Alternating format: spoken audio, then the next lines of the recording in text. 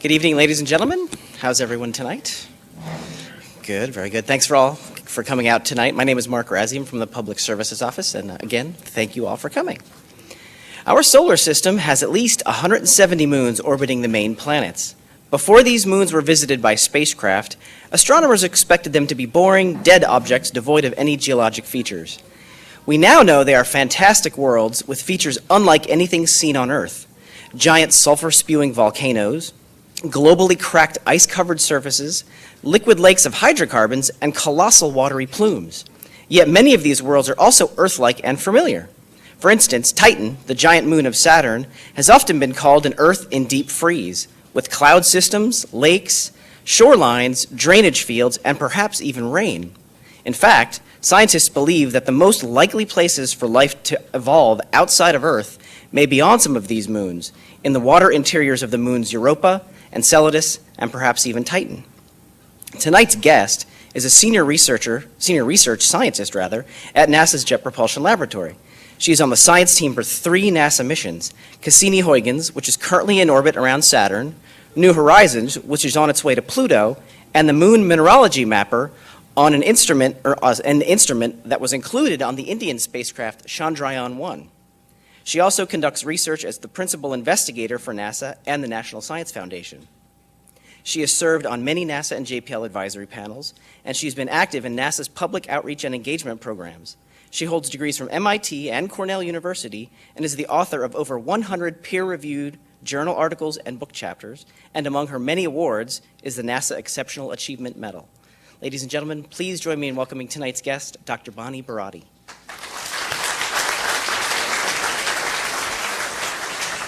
Mark. Okay. Thank you so much, Mark. And it's a real pleasure to come back here for a second time. I gave a von Kármán talk a couple years ago on Pluto, the Pluto mission, and I'm pleased that I'm actually able to show an image from the Pluto mission on its way by Jupiter. It took some images of moons. Of course, Pluto has been demoted since that time, but in my heart, it's still a planet. Okay, there are so many moons and so little time. I could give a talk here where, I just talked about the 172 moons and, kind of like stamp collecting, and I would put everybody to sleep. But instead, I've chosen to select a few moons to talk about in detail.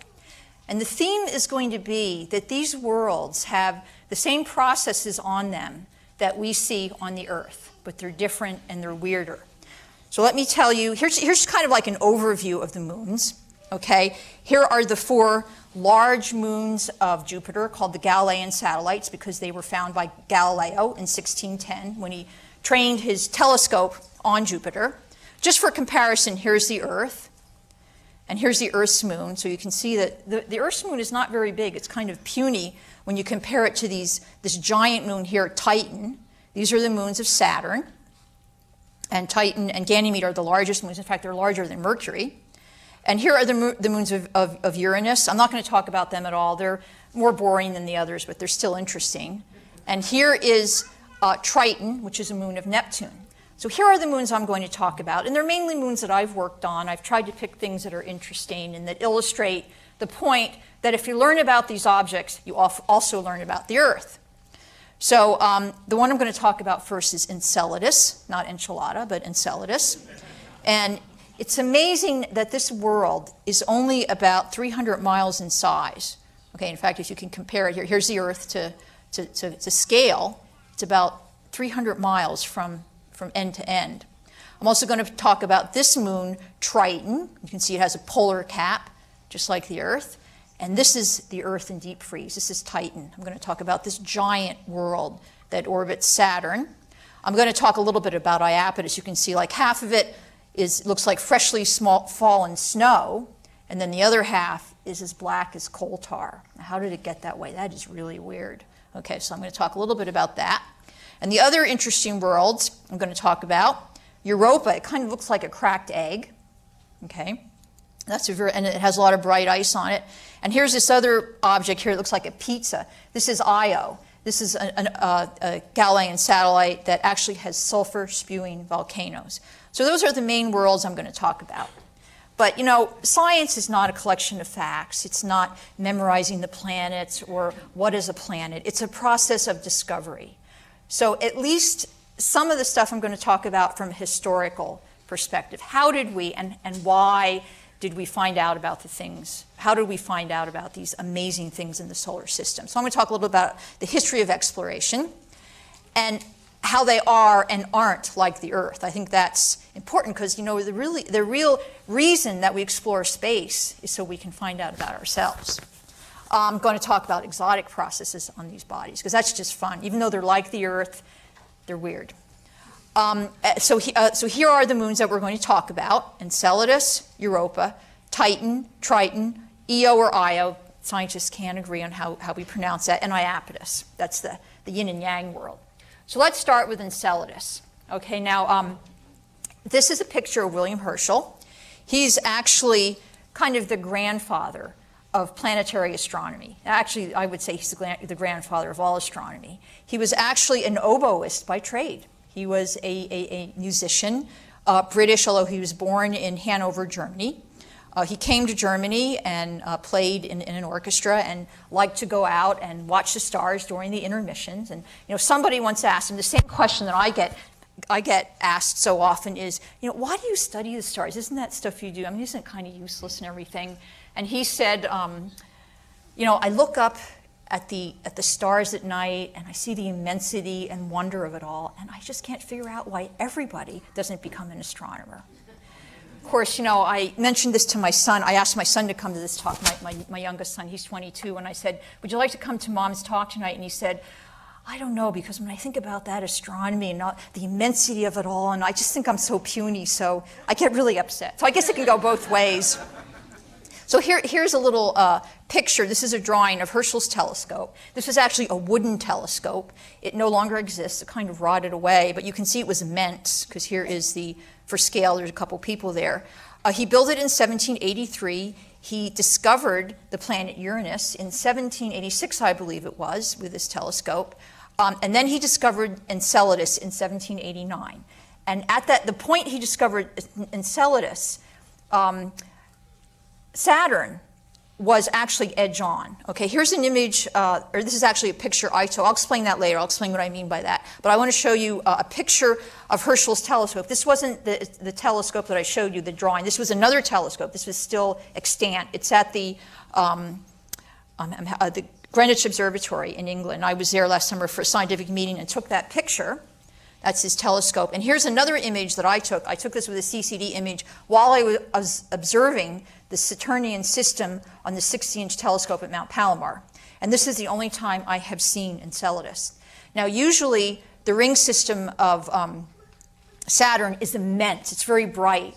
So you can't actually even see these moons. Okay, this is Mimas, Enceladus, Tethys, Dione, and Rhea. Okay, now it's not about memorizing this stuff. I just happen to know that because I work on these. I study these objects. This is Enceladus, and normally the ring system is so bright, okay, and also the glare from Saturn itself that you can't see it.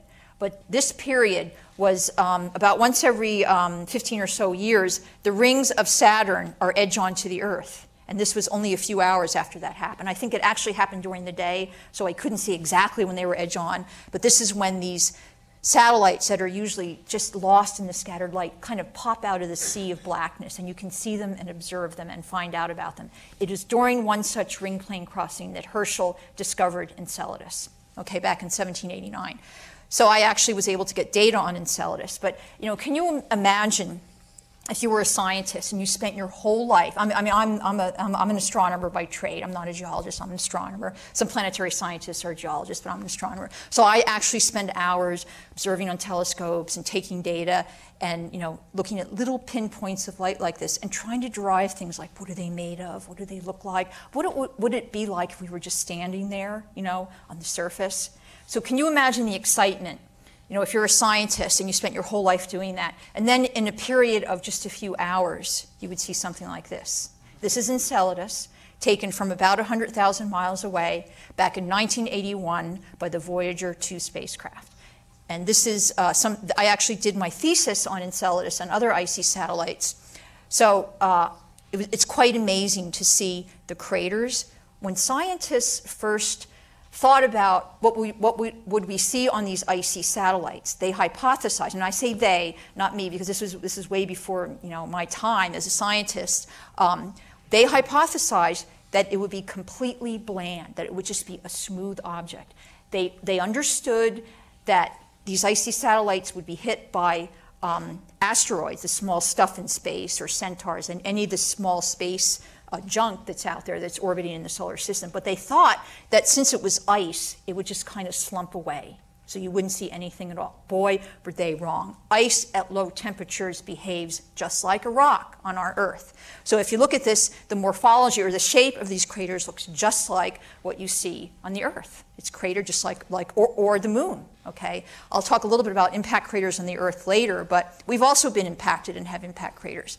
So there's a lot of craters, but look at this. There's an area here. Lo and behold, there's an area here that's smooth. It looks like it's been resurfaced. There's something there. There's something odd there. But what's even odder, okay, other than that there is some melting that happened, is that the surface of Enceladus is as bright, the entire surface is as bright as freshly fallen snow.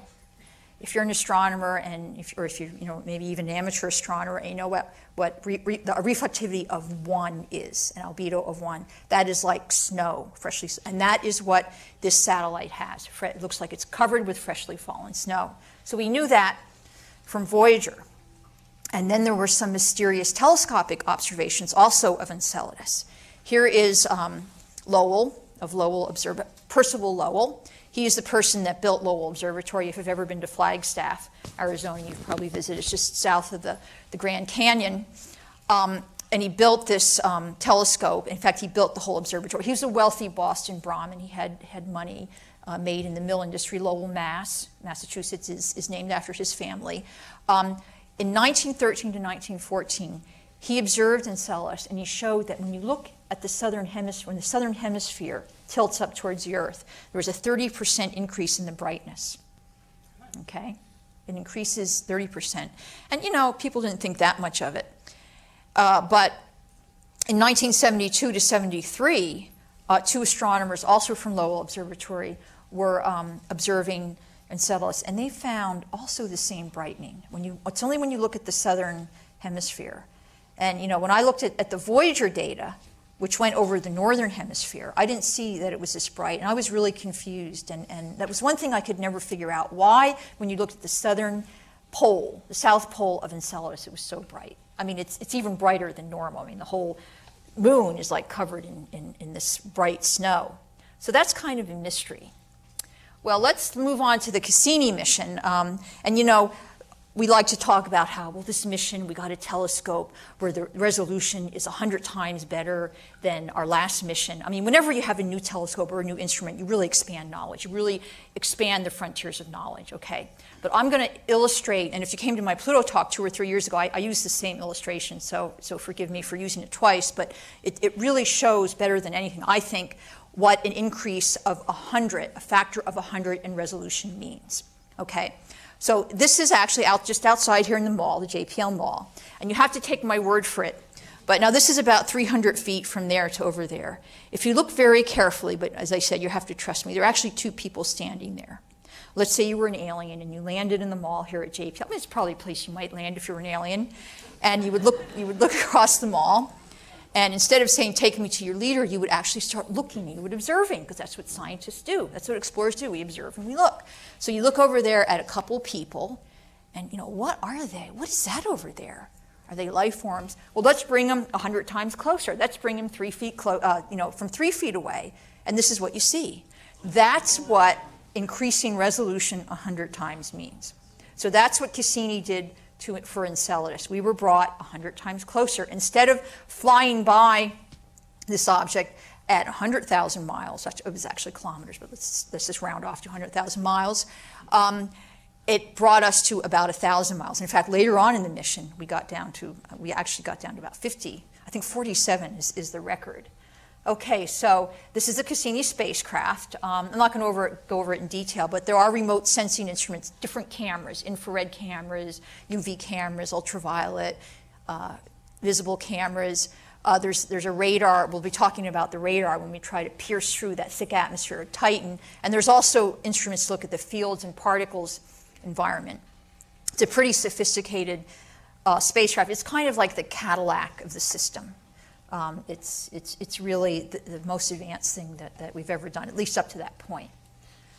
Okay, this is the obligatory launch photo. Just let me state, though, that this is, I was actually at the launch. We had a science meeting at the launch, and it was a night launch. And it was really one of the most awesome things in my life I've ever experienced. I'm not easily impressed. I would say, seeing the Grand Canyon for the first time was impressive. This was at least as impressive as that. I was about 5 miles away from the launch.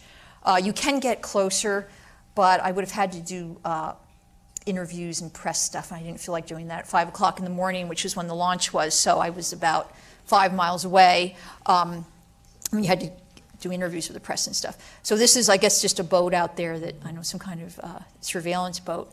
But a couple of things. First of all, it really feels like the ground is, you can actually feel the motion of the ground. But the thing that I thought was so amazing was that I could actually smell rocket fuel when I was standing there. And it is just, really the power of technology is you see that bright light. And this was a night launch, okay? And it was on a Titan rocket, so it was a big rocket. It's much bigger than most of the rockets that take off from Cape Canaveral. It's about as powerful as, I'm not a rocket nut, but I think it's about like a shuttle launch. It's that kind of power. And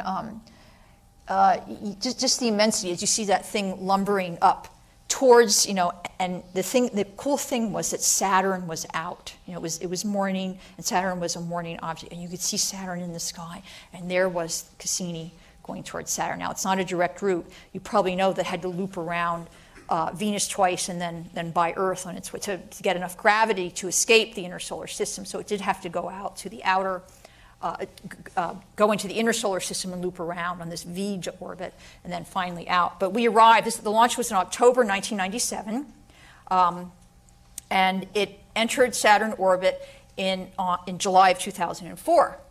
And the first few months of 2005, in February and March, it took some images, it had a couple of close encounters to Enceladus. And look at this. This is 100 times better resolution. Look at that massive crack. And look at this there's another nice crack there, but still, there's this little fault here. There's still no evidence of any activity. The only way you can get fresh ice is to have active geology of some sort. We still could not see that. We just didn't know what was happening. Well, it was really the magnetometer on Cassini that first noticed evidence of something really and truly weird on Enceladus. It noticed that if you looked at the field, this is like a bar magnet. Here's Saturn, and these are the field lines, just like the field lines you see around a magnet, so-called dipole field. And Enceladus seemed to have this atmosphere that was pushing the field lines of Saturn in towards the planet. And the only thing that really made sense was some kind of an atmosphere or something coming out of Enceladus. It's very, very mysterious. So I remember the principal scientist on the magnetometer, her name is Michelle Doherty. She's British. This is an international spacecraft. Asked me what I thought about lowering the closest approach in the next Enceladus encounter, which is going to be in July 2005, to 175 kilometers. Is that something the satellite people on Cassini could support? And I said, yeah, it looks like you have found something really amazing. And I was a fan all along that there was something active happening on Enceladus. I mean, I just didn't see how you could get this moon covered in snow and not have some geysers or something. So this went up to the project scientist, the project manager, Bob Mitchell, and he said, yeah, I think we can do it. It's a spacecraft safety issue when you get that close. It's not so much colliding, because the nav people at JPL can get things down to they can shoot a basketball across the country, and land it in, Madison Square Garden if you have a little, they're amazing. So that wasn't the problem. The problem was if there really is a an atmosphere here, and the spacecraft gets that close, the atmosphere could cause a drag on the spacecraft and cause it to cause a torque and actually send it out of the torque, cause it to go into what we call safing. If there's some unexpected movement on the spacecraft, the spacecraft automatically goes into the safe mode where it shuts off all its instruments and points towards the Earth. So we lose all our scientific data. So that's kind of what we were afraid about. But Bob Mitchell said, go ahead and do it. This looks like we got a great discovery. So this was the great discovery. This is John Spencer. This is some data that he actually put together from the Sears, which was the infrared instrument on Cassini. And this was really the first indication that we had. It's not an imager. I'll show you some of the images later. But this is an infrared image. You see, when you're looking for a lost child or something in the woods, you have these heat-seeking helicopters, and they show images of just based on the heat. That's what this is. We're looking at the heat. This is a subsolar point. This is where it should be hottest. And it should be coldest down here. This is the South Pole. It is a boiling cauldron down there. It is just hot. It should be, and I know this sounds like it's really low, it should be about minus 300 degrees, Fahrenheit. It's about minus 130, degrees down there. It's a couple hundred degrees higher than it should be. It's about as hot as you can imagine it. And it turns out that the heat seems to be centered around these things that we call them tiger stripes. I have a good picture of this later on. These faults that are in the zone here of the southern pole. This is the South Pole right there. And you don't see a single crater down there. All the craters, just like on the Earth, where erosion takes away the craters, this process, this active, it's a churning cauldron, basically, has taken away all these craters, and it's hot. Okay, really amazing. So here is the smoking gun. Here is the imaging system discovered. Actually, I cheated a little bit. These images were taken a little bit later. Okay, the imaging system looked back to some earlier data and saw some plumes, and then later on imaged these plumes. There were some good plumes in, I think, November. The first ones were in November of 2004. It's kind of discovered after the fact. That's a whole story, because some people actually thought that they were plumes, but it's best not to speak publicly about that. But these plumes here, they're immense. I mean, I have looked at some data from the visual infrared mapping spectrometer, which is the instrument I'm involved in, where the plumes go out 5 times the size of Enceladus. They're just immense. The power is just huge. And here are the tiger stripes, these fault zones, and they all have names after cities in the Middle East. There's Damascus, and I'm having a mind block here, but they're all cities, Baghdad, cities like that. And this whole area here is kind of a cap here where you don't see any craters at all, meaning it's fresh and it's constantly overturning. There are craters up here where the terrain is older. Okay. All the jets seem to come out of that area. So this is what they're called sulky. That is actually the technical geologic name. They're actually faults. And the material, the jets are coming out of these. This is about 2 kilometers here across. And the resolution here is about 10 to 15 meters. I mean, there's some boulders here that are, kind of football, like that one, kind of less than the size of a football field. But you can see that there's a lot of fine snow and dust, icy dust, that, it's like freshly fallen snow. I mean, the skiing there would be really amazing. You could ski down that, look at that. It'd be a nice bunny slope right there. So that's active. I have a little movie here that shows the plumes forming, coming into view as the spacecraft was rotating, or actually as the object was rotating underneath the spacecraft. So it's really quite an amazing object. And one of the things that's really nice about this object, really amazing, is that it is embedded in one of the rings of Saturn. There is a ring called the E ring, okay, and the position of it is right at the orbit of Enceladus. And we know now that Enceladus is actually feeding, there's the plumes, and it's actually feeding material into the E ring. And some of us suspected that all along, but right here we actually see it happening, kind of caught in the act. And it turns out that this ring is not a narrow ring, it's not a well-defined ring like the other rings of Saturn, but materials kind of come out of the ring, and they actually coat the other satellites that I don't have time to talk about, Mimas Tethys, Dione, and Rhea are coated with the E ring as well. Now, you might ask, this is not a technical talk, but I do know there's some astronomers and some physicists and engineers in the audience, so I'm going to talk a little bit about this, just kind of move along pretty rapidly. But you might ask, well, why Enceladus and not other objects? Why do we see so much heat there? You know, how does this happen? And the answer, we think, we're not really sure, but is a phenomenon known as mean motion resonance, and this causes huge tides. Just like we have tides on the Earth and the Moon as well, we have tides on Enceladus. Here's Saturn and Enceladus. This is the moon Dione, and it turns out for every orbit that Dione makes, Enceladus makes 2 orbits. Okay, so here's the first orbit. Okay, so this is where Dione is, and then after 1 orbit, it's over there. And then after 2 orbits of Enceladus, Dione's back at this position. So rather than being at a random position in the orbit, every 2 Enceladin days, they are very close to each other. And this causes very high tides on Enceladus. And when those tides dissipate, you get heat. You get heating of Enceladus. So this is what we think is happening and what causes the energy source for these jets and plumes. Now I only have 2 technical slides, okay? And if you're here for the joy and beauty of doing science, you can just go to sleep now. But I do know there's some technical people out. So I only have 2 technical slides.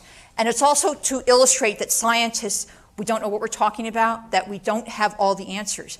Because this is actually 5 models. You don't have to worry about, you know, there are two important points here. First of all, that there are 5 models, and we don't know which one is right. Okay, that's number 1. Number 2 is 4 of them have liquid water. Okay, 1 of them we have violent boiling water, and it's right below the surface. In another one, we have liquid that's a little bit under the surface. And then here we have low, not too salty melt water down here. And then here we have water way down here into the interior. But look here's a model that doesn't even depend on having liquid water.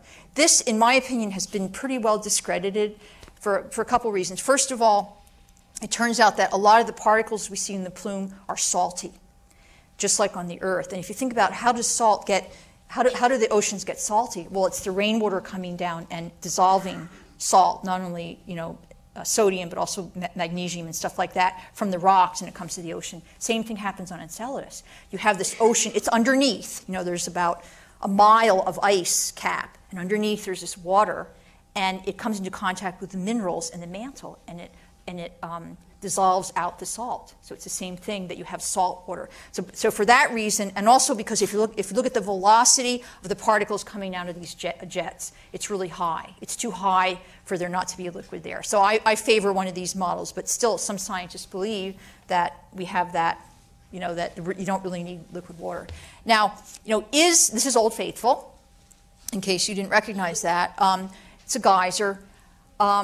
At first we thought, maybe what we're seeing on Enceladus is kind of like a geyser, but if you think about it, the power, John Spencer has measured, the Sears team has measured the energy coming out of this plume. It's 17 to 18 gigawatts. That is enough to power Los Angeles. I mean, constantly, there's enough energy. So we're not talking about Old Faithful. We're talking about some phenomenon that is just immense. I was going to say there's nothing like it in the universe, or in the solar system. Definitely should not say in the universe, but we're going to see that there is actually another moon, one of the Galilean satellites, that even has more powerful volcanoes on it. Now, just like there are these mean motion resonances at Saturn, Jupiter has them in spades. Here's Galileo, who discovered the inner 4 major satellites, Io, Europa, Ganymede, Callisto. For simplicity, I just show 3 here. For 1 Europa day, this is Europa, that's the cracked egg, we have 2 Io days. But in addition, for 1 Ganymede day, we have 2 Europa days. So we have a lot of satellites here, always staying on the same side, always together in orbit, and that causes huge tidal effects and a lot of energy in this system. So this is what we see on Io. This is this world that looks like kind of like a pizza. This is a picture from Voyager. This is Voyager. I forget if it was Voyager 1 or 2, but it was taken in 1979, and it's been enhanced. That is a volcano, okay? These are all volcanoes and lava lakes, lava lake there. And this is an image, I promised that I would show one of the images taken by the New Horizons spacecraft when it went by Jupiter a couple years ago. It took images of the moon. And this is, actually I have a cheat sheet here. I'm not an expert on Io, so I have a cheat sheet for the names of these volcanoes. I'll tell you what, I think it's Tvashtar, that one up there, the big one. Yeah, that's Tvashtar. And this one is Prometheus. And this one is Pele. They're all named after fire gods of kind of various cultures. So Tvashtar is the Hindu god of the fire, blacksmith. Pele, of course, is a, this was Pele, sorry about that. This is Pele, of course, is a Hawaiian goddess of fire, and we know who Prometheus was. Brought fire, the Greek legendary person who brought fire to the world. Okay, so here we are. It's a real fire and brimstone world. These are all volcanoes, okay? Each one of those little dots here is a volcano. It's immense. This is a lava lake, and you can see it's really on fire. In fact, this area here earlier was a curtain of fire, okay?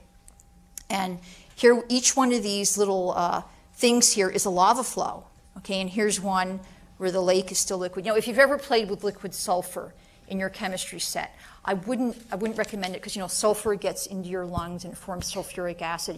You can kind of burn your lungs. So I wouldn't recommend it, but I admit that I've done this. And when you first burn sulfur, you know how it's like, if you've done this, it's very dark. It's almost black. So this is a hot volcano, a liquid lake. And as it cools down, it becomes orange. So these are less hot, and these are the coolest. As it cools down, it gets yellow. The white stuff here is actually sulfur dioxide frost. This is a really poisonous world. It comes out of the volcanoes and is there on the surface. Now, just so you know that, I mean, this world is really exotic, okay? But there are sulfur volcanoes on Earth. Here's one. And it has an unpronounceable name, and I tried to memorize it, and I couldn't. It's up in Iceland, okay? And this is a sulfur volcano, Bremistadi something. If anybody who's Icelandic or is a geologist maybe can shout it out. But the weird thing here that you'll never see on Io, this is a glacier. There is no water ice, at least on the surface of Io. It's all been evaporated away by the heat, okay? There isn't a bit, and it's probably even all been outgassed. Okay, the only satellite out there that we don't see any water ice, but this is a glacier, and here is a sulfur volcano. So they do it. There's some in Japan, there's some in Hawaii, and actually sulfur does come out. Most volcanoes have some sulfur coming out. Let me move on. I'm going to move on to another odd object, but it's Earth-like in many ways, and the way I'm going to emphasize is that it has seasons. Okay, this is Triton. This is a giant moon of Neptune, and we believe it was captured from the Kuiper Belt, which is kind of the asteroid belt in the outer solar system. It's, you know, what Pluto was demoted to. It was a dwarf ice planet. Well, that's a whole collection, thousands of these Kuiper Belt objects. So we believe it's a captured Kuiper Belt object. But look at this. This is the South Pole. And it looks like, this is an image that was taken by Voyager 2 in 1981. And you'll notice that it looks like it's evaporating away. And one of the amazing things, I have to look at the size of this. I have my cheat sheet here. Because, you know, science isn't about, you know, memorizing sizes and stuff like that. So I did this little cheat thing. Okay, it's about 1,600 miles from end to end size. So this is about half the size of the U.S., a little bit over half the size of the U.S. But the amazing thing was that we caught, going by, we caught 2 or 3, we're not sure about the third one, active plumes on this body. And you can see there are these black things here. Not all of them are active, some of them just are, you know, extinct. But they all were found on the polar cap, okay? And what we know now, we didn't know it at the time, but now we know, okay, that what this is it's the polar cap. It's a seasonal polar cap that is sublimating away, just like the Earth's polar cap. Now, the year on Triton is long. Let me make sure I get it's 165 years. Okay, but scientists have been taking images from from telescopes of Triton for many years. And we now know, and based on the Voyager images as well, that this polar cap is evaporating, sublimating actually, away. And I put this little inset here, Mars, okay? This is a polar cap of Mars, and we're pretty sure that Mars has seasonal, we know for about as sure in science as you can get that it has seasons, because the year there is only 2 Earth years. So we've seen the polar caps recede and grow. And when the polar cap recedes, and all the ice, which is water and CO2, carbon dioxide, you see these same sorts of plumes forming, these dark plumes, okay? We see the same sort of thing on Triton. We're seeing seasonal volatile transport, the transport of, it's not water ice, it's methane and probably nitrogen on the surface of this polar cap. We see it moving. Now there's an image, this is kind of technical, but it's really quite amazing, I think. So let me try to explain this. This is just a map kind of in a square type form, Mercator type projection, which you've seen of maps on the Earth. This is actually a Voyager image projected, the same one that I showed. And if you look at some of these areas, okay, down here is a Voyager image, and up here is a Hubble Space Telescope image, which was taken by my colleague, Gerbs Bauer. Here's a Hubble Space Telescope image, and you can see there's certain areas that have changed in brightness. This area got brighter, so the frost moved there, but this area here, which was very bright, actually got darker. So we have seen seasons occur on this object that is 30 times the distance from the sun as Earth is. So it receives less than 0.1% of the sun. Okay, and it takes 165 years to orbit. That's how long a season is. But with our technology, by painstaking ground-based Hubble Space Telescope, combining it with the Voyager observations, we have been able to see seasons occurring on this world, just like our own seasons, and just like it occurs on Mars. Okay, let's move on. I want to save some time for questions, so I'm going to try to wrap up here.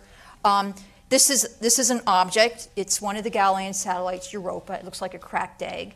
This is, an image from Voyager, but this is what Galileo saw as we increased the resolution by, actually this is more like a factor of 1,000. Now this is a world where, we're pretty sure, at least I'm pretty sure that there's some activity, but we haven't seen it yet. We were looking at Enceladus for a long time. It took us 3 close flybys with Cassini before we actually saw those plumes. Okay, NASA is now, our next Cadillac mission, the Europa Jupiter System mission, is going to be launched, if things work out, in about 2020. I think I'll probably be retired by then, but it's going to Europa and the Jupiter system to look at this object in detail. But look at these cracks, okay? And if you look closely and look at all these venting points along these cracks, this is bright ice. If you look at these cracks close up, you can see in the middle there's like a white stripe. And if you look close up, where you get 10 or 20 meter resolution, like we saw on the Cassini close-up, look how much it looks like the tiger stripes. And look at what looks like freshly fallen snow there, okay? It really looks like there is venting coming up from some of these cracks. We just haven't seen it yet. And we also, this is an artist's imagination here. This is an artist's conception of what it might look like underneath the surface. There's a liquid ocean underneath Europa. We're pretty certain of that. There's a cap, an ice cap of a couple kilometers. And this is what a future, very far in the future, mission might look like. Those of you who have been following theories on the origins of life know that we think that life arose not, in seas where they were struck by lightning, which we thought in the 1950s. I actually learned that in graduate school. But that there are these things that are called smokers.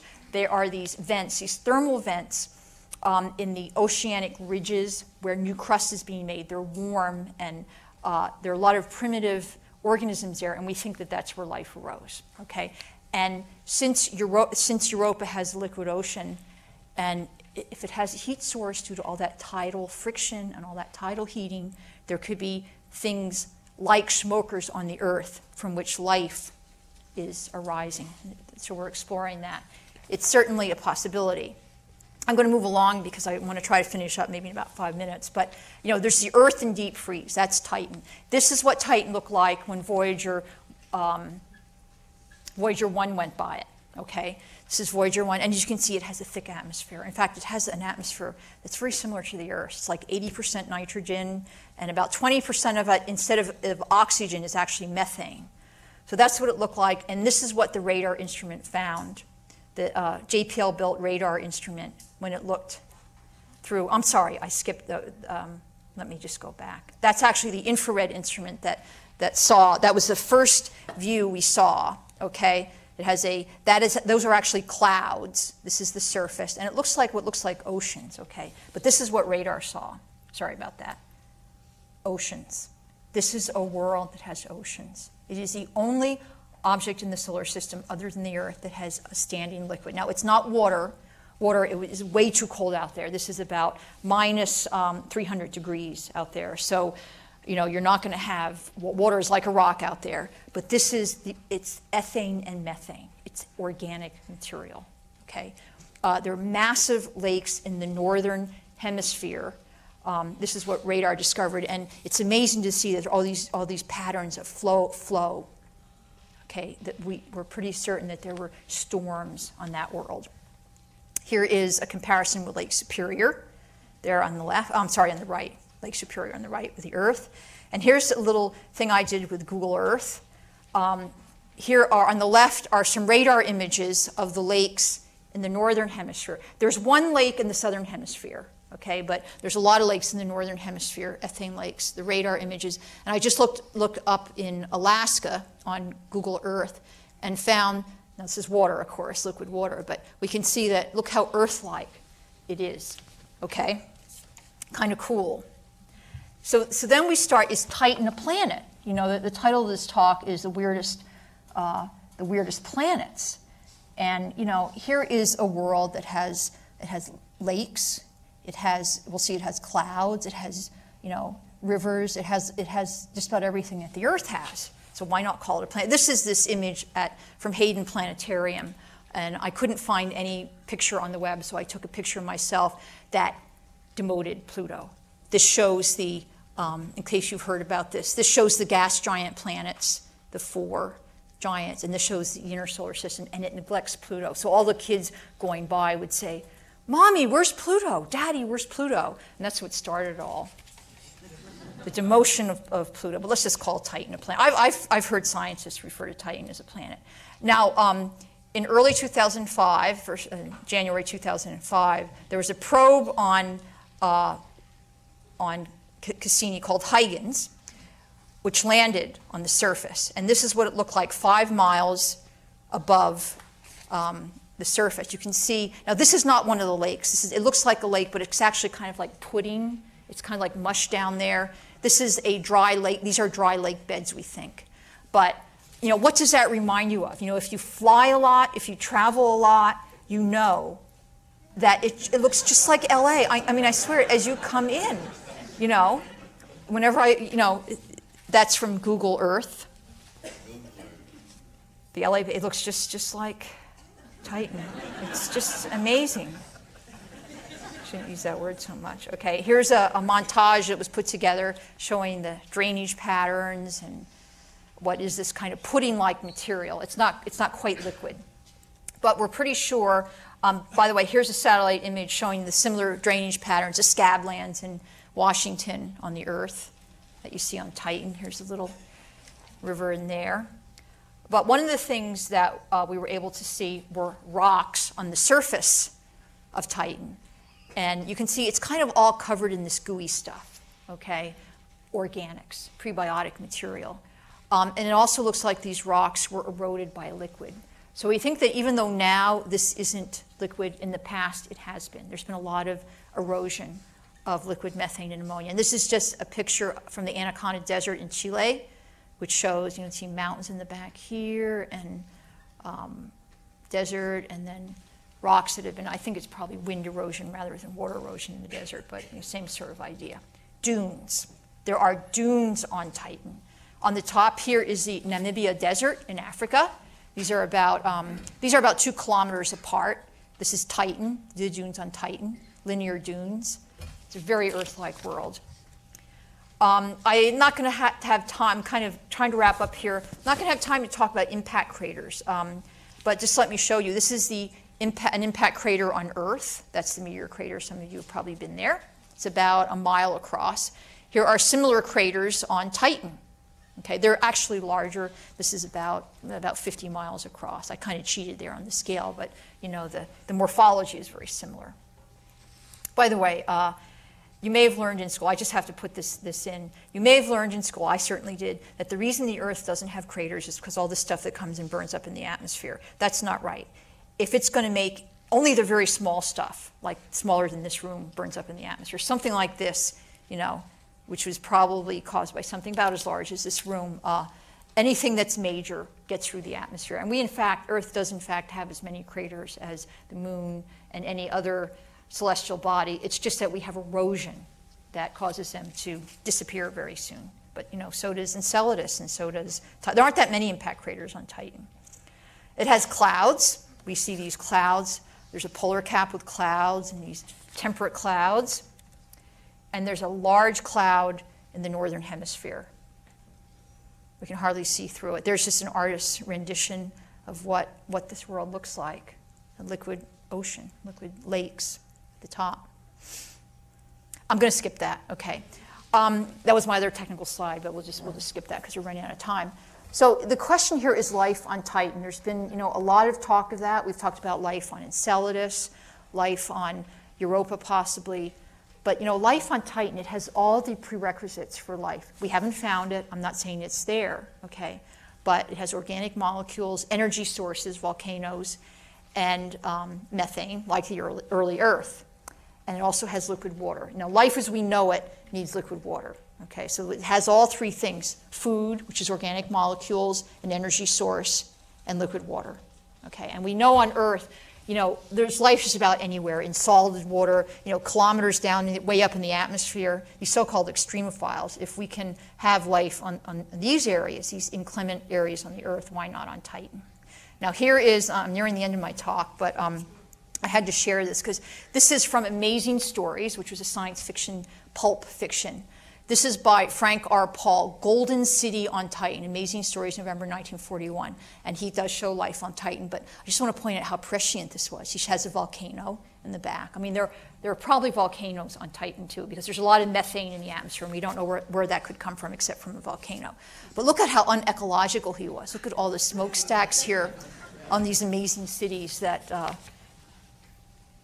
these Titanians built. I haven't actually been able to get a copy of this book, and I don't know whether there's a story associated with that picture or if it's just a picture. It's, you know, future. I'm researching that right now.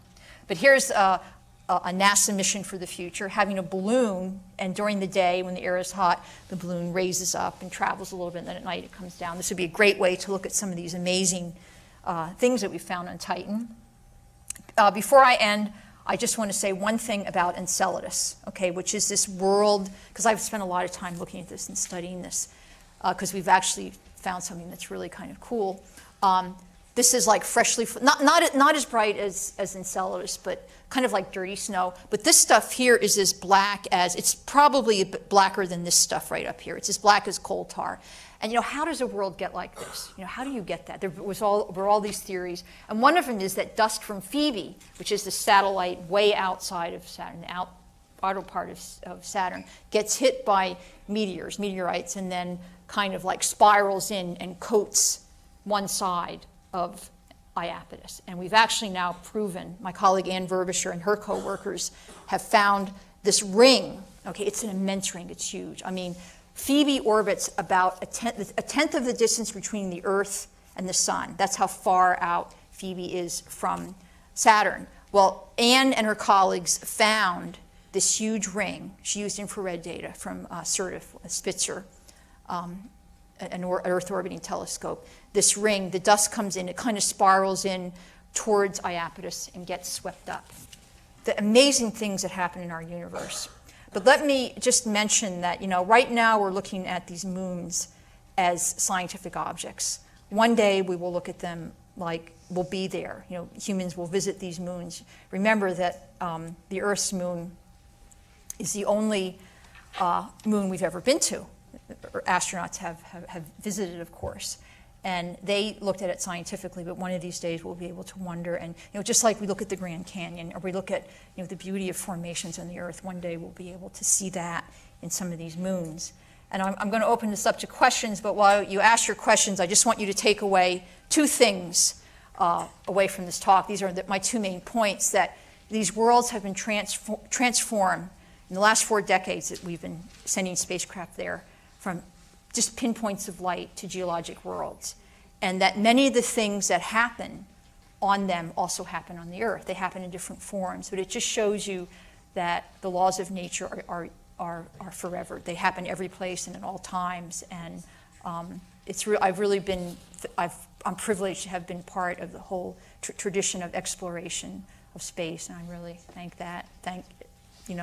thankful for that, and like to open it up to questions.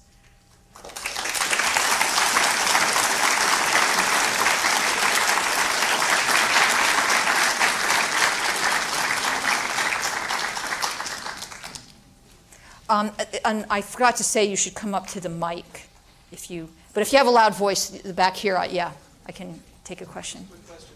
Yeah. You were talking about Enceladus. Yeah. And you were showing some Hubble Space Telescope work. I'm curious, even though Hubble Space is going for deep space, is it possible to train it on some of the farther planets, and what have they found from those photos? Yeah. Well, spacecraft images are an instant in time. The flybys are typically just a few hours. Hubble Space Telescope can give you a long, kind of the long view, put it in context. So actually Hubble has been looking at Enceladus, and it found, for example, that it has a huge, when it's fully illuminated to the observer, when the sun is in back of it, it gets very bright. For example, that was found by Hubble. The image I showed of Triton, where it showed it changed the frost pattern, the later image was actually taken on Hubble Space Telescope. Pluto was able to image, was imaged by the Hubble Space Telescope. So it's pretty good for the big picture, for looking at it in a temporal context. But for resolution, it's 1,000 times more on the spacecraft. And you can't get anything in situ. We've found out a lot about the particles in the field's environment on these objects by being there. Yeah. Yes. Have you ever had moons kind of just like disappear, maybe? Just kind of like randomly just leave? Yeah. Well, they're in orbits, and because of gravity, they stay there. There have been cases, there was actually one weird situation. I didn't have time to talk. There are other weird moons I haven't talked about. There are 170-some moons. There are 2 moons of Saturn called Janus and Epimetheus. They're sometimes called the co-orbital moons. And one was discovered, and it was lost. And then another one was discovered. They're in the same orbit.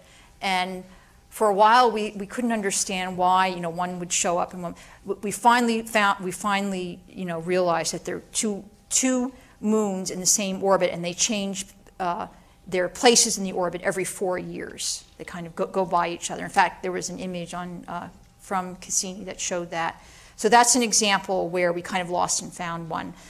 There were a couple of cases of people finding small, tiny satellites that were later found to be, untrue. But in terms of the major moons, the ones definitely I've talked about, they've been in their orbits for about 4.5 billion years, and we expect them to stay there because of gravity.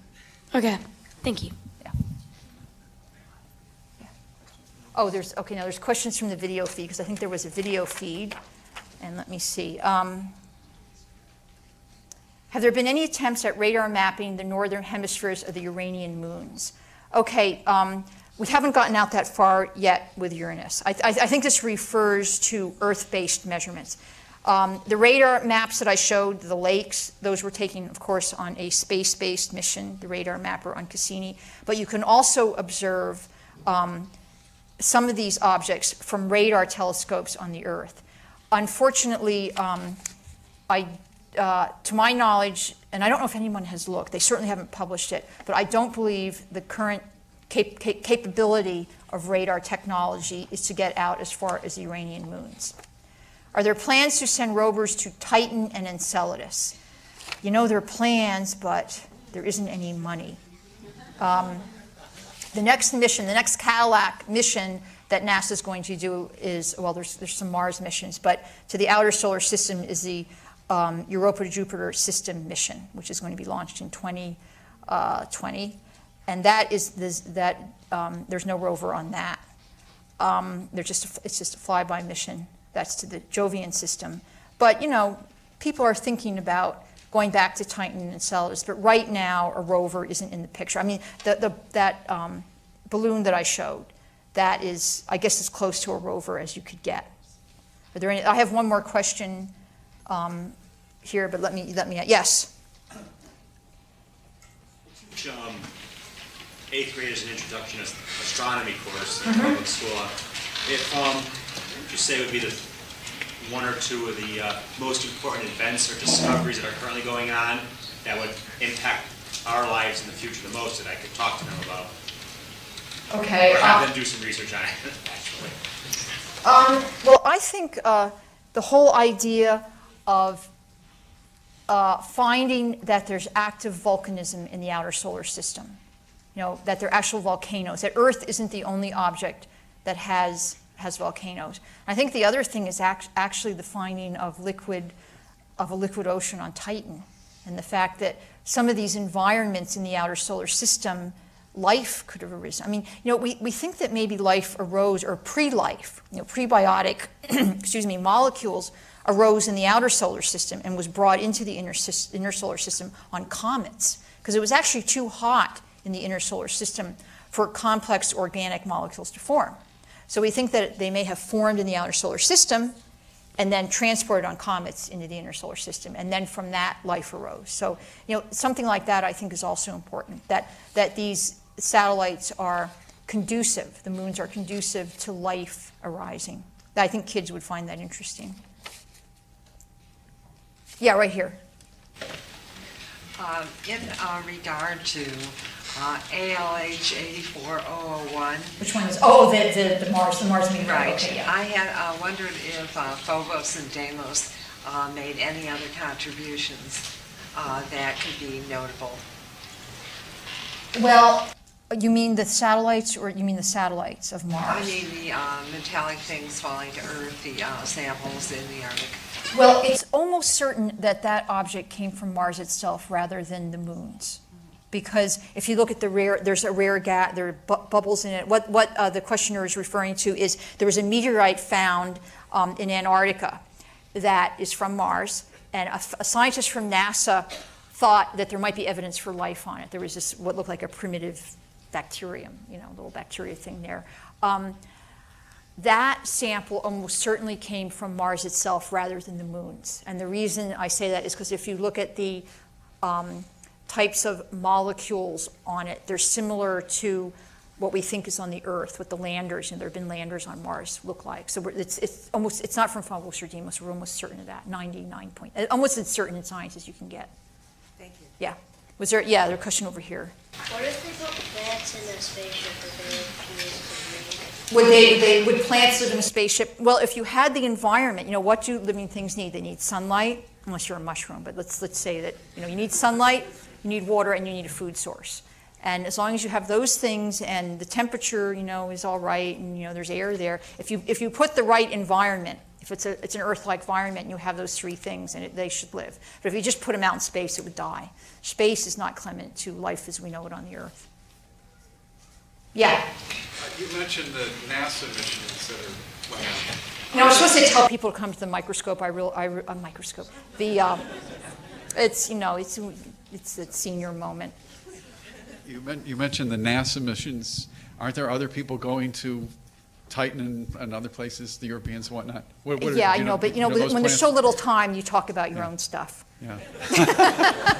Yeah, no, the Europeans are planning a thing called Tandem, which is a mission to Titan and Europa, and there's some NASA, but it hasn't been approved or anything like that. So, Yeah. I've always wondered if you could tell me a little bit about how you mentioned one of the satellites had been captured, maybe it was a Triton. How does a planet capture a satellite? Because they would come in and would just go out again. Right, it's very difficult to capture an object. In fact, it's believed that in order for an object to be captured, it has to be in what is known as retrograde motion, okay? And that means it has to be going in the opposite way, the opposite direction of the satellite. Otherwise, as you say, it'll just go by, it'll just sail right by. It's difficult. Thousands of objects, it's kind of a statistical process where, thousands will go by, but one, the orbit is just right and the gravitational force is just right. People that do these calculations, the codes on their computers show that if the trajectory is just right, so it kind of looks like an orbit, it can get captured. It can have gravitational capture. In fact, I have a question here from what proportion, you remind me, there's a question here from the feed. What proportion of the solar system moons are conjectured to be Kuiper Belt objects? Well, I can't do the math in my head, but I can tell you some that are believed to be captured Kuiper Belt objects. Triton, as I said, is one. Charon, which is the satellite of Pluto, which I didn't even talk about. I showed a picture, but I didn't say anything about it because of the time, so many moons, so little time. That was probably captured, or it may have been. It's actually complicated. So let's not say Charon is captured. Probably there are a whole lot of outer irregular satellites of the giant gassy Jupiter, Saturn, Uranus, Neptune, and most of those, we believe, virtually all of them are captured objects. Possibly small Kuiper Belt objects. One object that we're almost certain is captured is Phoebe, looks like, which is the outer satellite of Saturn, which caused that ring that's impacting the dust cloud that's impacting Iapetus. That is almost certainly a captured Kuiper Belt object. There's a lot of evidence for that. So I would say in general, it's not so much the proportion, but it's the outer ones. The outer satellites are mainly captured bodies, and the inner ones formed in place. The regular satellites formed in place. Yes? Yeah, I had a question. In the scientific community, has there been any talks or is it absurd to think that planets may be orbiting other planets? Like you said, that some scientists are speaking about Titan maybe being a planet? Well, that's kind of, if you look at the strict wording, okay,